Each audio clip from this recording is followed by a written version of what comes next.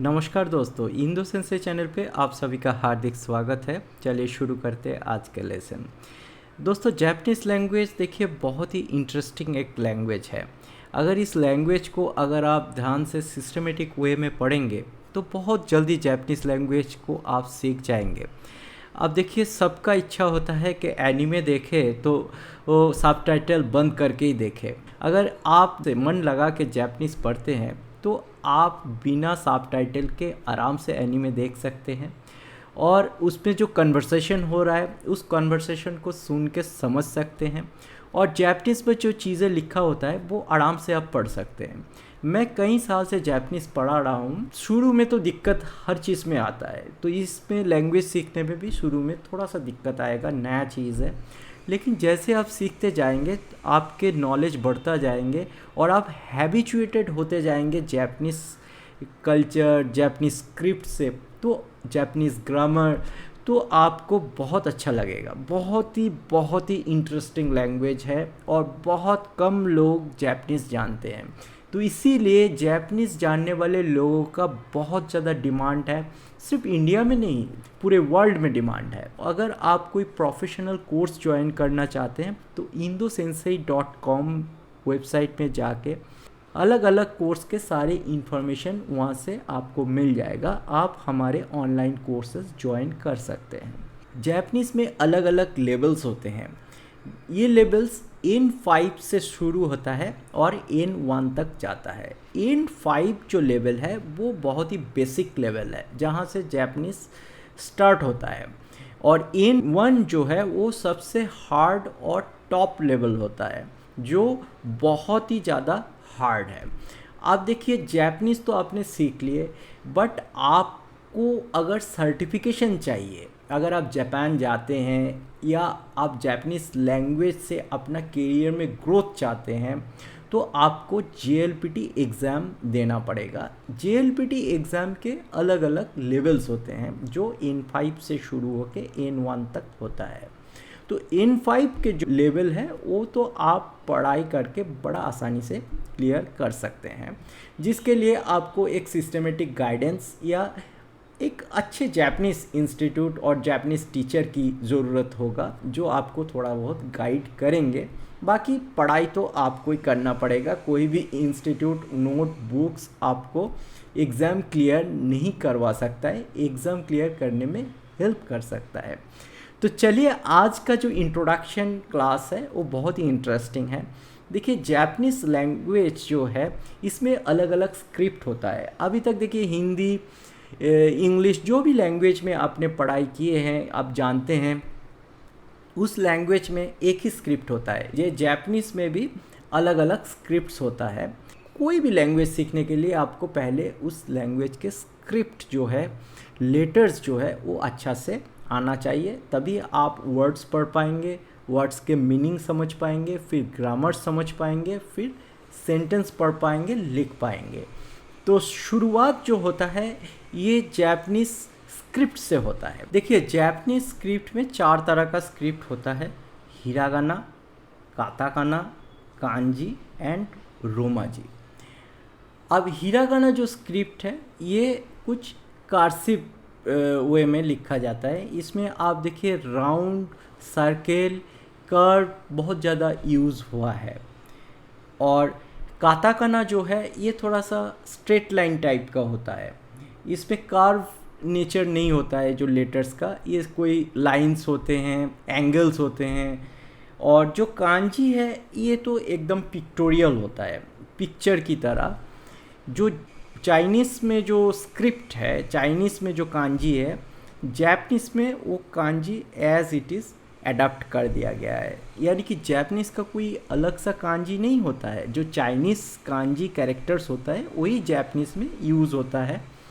और चौथा जो लेटर है ये रोमाजी है। यहाँ पे काताकाना लिखा हुआ है, ये रोमाजी है। यहाँ पे हिरागाना लिखा है, ये रोमाजी है। यानी कि जो जापानीज़ लैंग्वेज में जो चीज़ लिखा हुआ है अगर उसका प्रोनाउंसिएशन को हम रोमन कैरेक्टर्स में लिखें, जैसे यहाँ पे हिरागाना में हिरागाना लिखा हुआ है, अगर इसका रोमन स्क्रिप्ट ऊपर लिखा हुआ है इंग्लिश में हिरागाना, तो ये रोमन स्क्रिप्ट जो है इसको हम लोग बोलते हैं, ये जो रोमन स्क्रिप्ट है इसे हम लोग रोमाजी बोलते हैं। मेनली जापानीज लैंग्वेज में 3 अलग अलग स्क्रिप्ट होता है, hiragana, katakana and kanji. Hiragana जो है ये 46 कैरेक्टर्स होते हैं जो जापानीज के ग्रामेटिकल पार्ट्स और जो नेटिव जापानीज वर्ड्स है, यानी कि जिन वर्ड्स का ओरिजिन जापान है, वो हिरागाना स्क्रिप्ट में लिखा जाता है। सेम हिरागाना की तरह काताकाना में भी 46 कैरेक्टर्स हैं जो थोड़ा एंगुलर टाइप का होता है और जो फॉरेन वर्ड्स के लिए यूज़ होता है, यानी कि जो फॉरेन वर्ड्स है वो काताकाना में लिखा जाएगा। अब आता है kanji. Kanji is basically Chinese characters है। करीबन 5000 कांजी जापानीज लैंग्वेज में यूज़ होता है। इनमें से 2136 कांजी जो है जापानीज एजुकेशन सिस्टम द्वारा अप्रूव्ड है और वो जापानीज स्कूल, हाई स्कूल में पढ़ाया जाता है। धीरे धीरे उनके लेवल्स जैसे बढ़ते जाते हैं, उनके कांजी का नॉलेज भी बढ़ता जाता है। अगर हम लोग बेसिक कांजी की बात करें, यानी कि N5 सिलेबस की बात करें, N5 लेवल्स की बात करें, तो हमारे लेवल्स में 110 कांजी है। बहुत ही कम है 110 कांजी। जैसे हमारे लेवल्स बढ़ता जाएगा कांजी का नॉलेज हमें बढ़ता जाएगा। अब देखिए, आप लोगों के दिमाग में आता है कि भाई कांजी का क्या रिक्वायरमेंट हो गया, क्या ज़रूरत हो गया, अगर कांजी का जो वर्ड है ये अगर हिरागाना में लिखा जाता है तो क्या दिक्कत है। तो देखिए, जापानीज में जो लिखा जाता है सेंटेंस, उसमें कोई गैप नहीं होता वर्ड्स के बीच। देखिए नीचे एक सेंटेंस लिखा हुआ है, इस सेंटेंस जो है इसमें बीच में कोई गैप नहीं है। अब इस सेंटेंस को आप पढ़ेंगे कैसे, वर्ड्स को कैसे आइडेंटिफाई करेंगे। देखिए वो के बीच में जो ग्रामेटिकल पार्ट्स है वो हिरागाना में लिखा जाता है। जापानीज वर्ड है वो हिरागाना में लिखा जाता है। यहाँ पे देखिए ये सब जापानीज वर्ड है वो हिरागाना में लिखा गया है, और जो आपका फॉरेन वर्ड है वो काताकाना में लिखा गया है, और यहाँ पे है कांजी। तो इस सेंटेंस को अगर हम पढ़ेंगे तानाका सानबा अमेरिका दाइगा कुनो सेंसेई देस। अब इसको हम कितना आराम से पढ़ लिया। देखिए पहले तानाका, जापानीज जो नेम है वो ऑलवेज कांजी में लिखा होता है, नाम के साथ सान जोड़ते हैं। फिर आ गया एक हिरागाना कैरेक्टर, फिर काताकाना, फिर हिरागाना। तो इस तरह का जो सेंटेंसेस है इसमें मिक्सअप होता है, अलग अलग स्क्रिप्ट, और इसको बीच में कोई गैप नहीं होता है। तो अगर आप अलग अलग स्क्रिप्ट का आपको नॉलेज है तभी आप पढ़ पाएंगे। हिरागाना पहले हमें सीखना पड़ेगा। तो हिरागाना में जैसे मैंने बताया 46 सिलेबल साउंड्स है।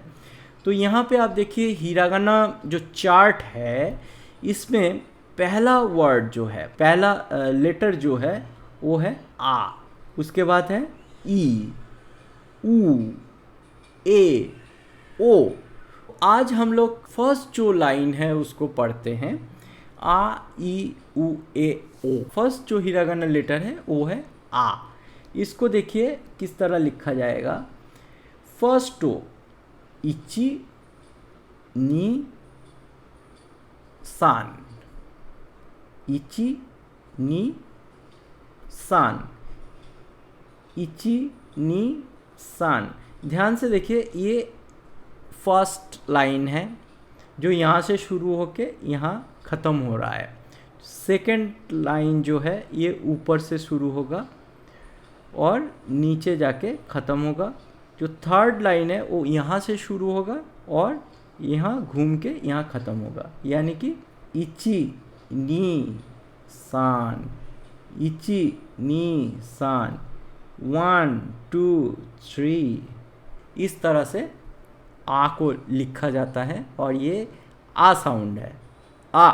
नेक्स्ट लेटर है ई। फर्स्ट ओ यहाँ से शुरू होके नीचे जाएगा और यहाँ पे एक हने आएगा, यानी कि जब स्ट्रोक ख़त्म होगा तो ये ऊपर की तरफ इसको पुश करके आपको ख़त्म करना पड़ेगा। सेकेंड स्ट्रोक यहाँ से शुरू होता है, सेकेंड लाइन, और ये जाके नीचे ख़त्म हो जाता है। तो अगर हम लिखें इसको इची नी 1 2, अगर आपके पास पेन और नी इची नी, तो इस तरह के ई को लिखा जाता है। अगला साउंड है ऊ। यहाँ पे भी 2 लाइन्स है। पहला लाइन यहाँ से शुरू होता है और यहाँ ख़त्म हो जाता है। सेकंड लाइन यहाँ से शुरू होगा और यहाँ घूम के यहाँ ख़त्म हो जाएगा। चलिए लिखते हैं इसको इची नी इची नी इची नी इची नी इची नी। तो ऊ साउंड जो है इस तरह से लिखा जाता है। तो हमने 3 लेटर सीख लिए, आ ई ऊ। अब हम लोग सीखेंगे ए। यहाँ पे भी 2 स्ट्रोक्स है। एक यहाँ पे है इची, जो यहाँ से शुरू होता है यहाँ ख़त्म हो जाता है। देखिए इची के मतलब है 1, इची नी के मतलब है 2, सान के मतलब है 3। तो यहाँ पे 1 2, ये पेन ऊपर नहीं आएगा। इची नी 1 2 1 2 1 2। इसके बाद आते हैं ओ साउंड। ओ, इसमें 3 स्ट्रोक है। पहला stroke left to right, second stroke top to bottom, फिर ये ऐसे घूम जाएगा। और थर्ड जो स्ट्रोक है वो यहाँ पे एक छोटा सा लाइन आएंगे। तो प्रैक्टिस करते हैं। इची नी सान 1 2 3 1 2 3 1 2 3 1 2 3 1 2 3। तो वो इस तरह से लिखा जाता है। तो आज हम लोगों ने फर्स्ट जो हिरागाना लाइन है वो सीख लिए, जिसमें 5 अलग अलग लेटर्स हैं। आ ई ऊ ए एंड ओ को इस क्लास में बताया कि जापानीज में 3 अलग अलग टाइप के स्क्रिप्ट्स होते हैं, hiragana, katakana and kanji. Hiragana जो है ये 46 कैरेक्टर्स होते हैं और कांजी अभी हमारे सिलेबस में 110 है, तो हम 110 कांजी पे फोकस करेंगे। तो हिरागाना जो 46 कैरेक्टर है, इसका फर्स्ट जो लाइन है वो वावल्स हैं, उसको हम लोगों ने सीख लिए। आ ई ऊ ए एंड ओ। आ ई ऊ ए ओ। अब देखिए आ ई ऊ ए ओ। आ ई ऊ ए ओ। देखिए आ ओ आओ, आ ओ आओ। आओ के मतलब है ब्लू। ई ई इसके मतलब है गुड। ई इसके मतलब है गुड। ई ए ये के मतलब है हाउस। बहुत ही इजी है। थोड़ा सा इंटरेस्ट आपको अंदर लाना पड़ेगा, तभी आप इसको सक्सेसफुली सीख पाएंगे। ये के मतलब है हाउस। इस तरह के बहुत सारे वर्ड्स आप बना सकते हैं। अभी फ़िलहाल 5 कैरेक्टर हम लोगों ने सीखे हैं, उसके अकॉर्डिंग मैंने 2-3 वर्ड्स के एग्जाम्पल आपको दिए हैं। अब देखिए कांजी क्या होता है। कांजी बेसिकली पिक्टोरियल कैरेक्टर होते हैं। थोड़ा सा कांजी का कॉन्सेप्ट आज समझ लेते हैं। जैसे मान लीजिए कि ये डे का कांजी है। डे और सन का कांजी है। सन अगर आप देखिएगा, ये अगर सन है तो पूरा दिन का अगर 2 पार्ट करते हैं, हम 2 पार्ट करते हैं। डे, ये डे का कांजी है तो दिन को अगर 2 पार्ट होते हैं कि 12 घंटा आपका डे होता है और 12 घंटा नाइट होता है, तो पूरा डे को आप दो पार्ट में डिवाइड कर सकते हैं। तो यहाँ से थोड़ा सा कॉन्सेप्ट ये आ जाता है, दिस इज डे का कांजी और सान का कांजी। राइस फील्ड का कांजी, राइस फील्ड कुछ इस तरह का देखने में होता है, ऐसे राइस प्लांट्स लगे हुए हैं, इस तरह का राइस फील्ड होता है। तो इसका कांजी हो गया राइस फील्ड का ता, ता, ये राइस फील्ड का कांजी है। तो इस तरह का जो पिक्टोरियल चीज़ है उसको देख के ये कांजी बनाया गया है। बहुत ही इंटरेस्टिंग है, जब आप पढ़ेंगे बहुत मज़ा आएगा। तो जैसे मान लीजिए कहीं पे जापानीज में आपको सान मतलब ही लिखना है, तो आप मत लिखिए, ही के जगह पे ये पिक्चर यूज़ कर दीजिए, तो इसके मतलब ही हो गया। मान लीजिए कि मदर के मतलब है हाहा, ठीक है, अगर हाहा लिखते हैं तो मदर है।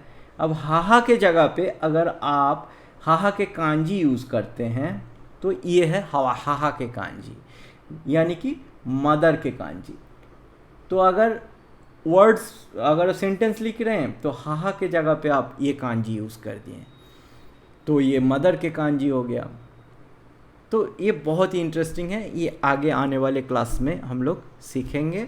तो चलिए आज के लिए इतना ही, फिर मिलते हैं अगले क्लास पे। तब तक के लिए जा माता आस्था।